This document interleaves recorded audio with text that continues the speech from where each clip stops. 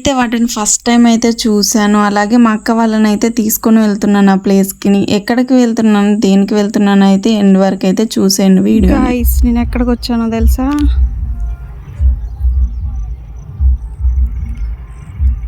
Sunflower.